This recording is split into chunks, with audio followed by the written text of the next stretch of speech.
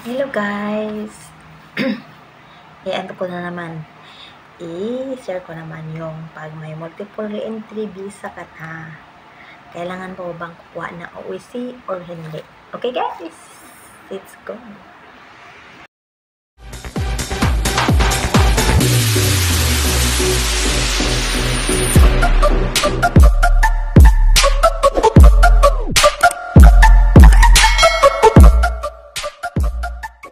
Hello guys! Ito na. Para to sa mga baguhan, bagong dating dito sa Taiwan. Yung mga hindi pa malinaw sa kanila.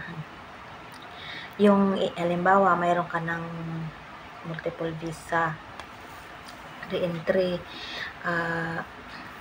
kailangan mo pa ba ng OEC natin? Kailangan pa ba natin kukuha ng OEC? Yes, kailangan pa rin natin kukuha ng OEC kasi requirements yan sa atin sa Pilipinas. Kukuha pa rin tayo niyan. Tayo lang naman may ganyan eh. Ang ibang foreign worker walang ganun. Kukuha ka pa rin ng OEC.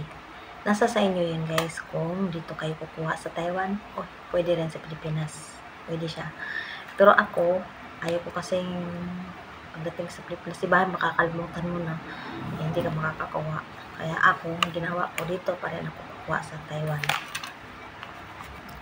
ng OEC. Pero iba naman sa Pilipinas na kasi hindi naman daw ganong pila ngayon. Hindi katulad dati, yung pandemic na mahirap kumuha. Pero ngayon, mas okay na siya.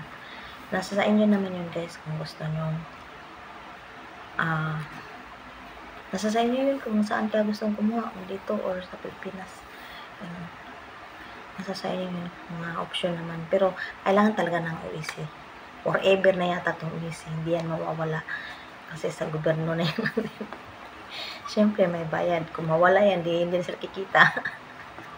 Pagkukuha ka ng OEC, di ba? Ganun.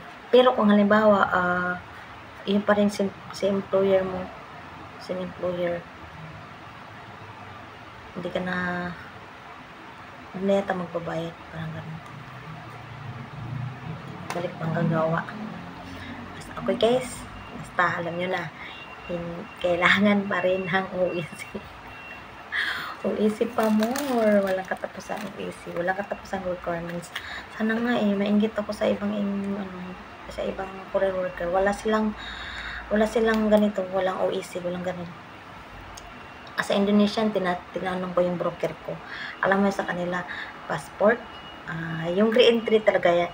Re-entry pang kalahatan yan. Kasi hindi ka naman makakabalik kung wala ganun. Re-entry, tapos ticket. Ganun lang sa kanila. 3 lang requirements ang Indonesian. Ang sana all, wala silang OEC, walang ganun. Sabi ng broker ko, Philippines lang may ganyan na OEC. Sa kanila, sana ganun, no? Sana ganun din sa atin. Shout out sa taga-gobyerno. Sana wala na yung OEC. Kaso kung mawala din, kikita din sila kasi may bayad yan. Ganun lang. OEC, sa atin, maraming requirements. Sa kanila, Indonesian, yun lang. Multiple visa, ticket, tsaka yung passport. Ganun. Okay guys, basta yun pa rin ang OEC. Thanks for watching guys. Bye!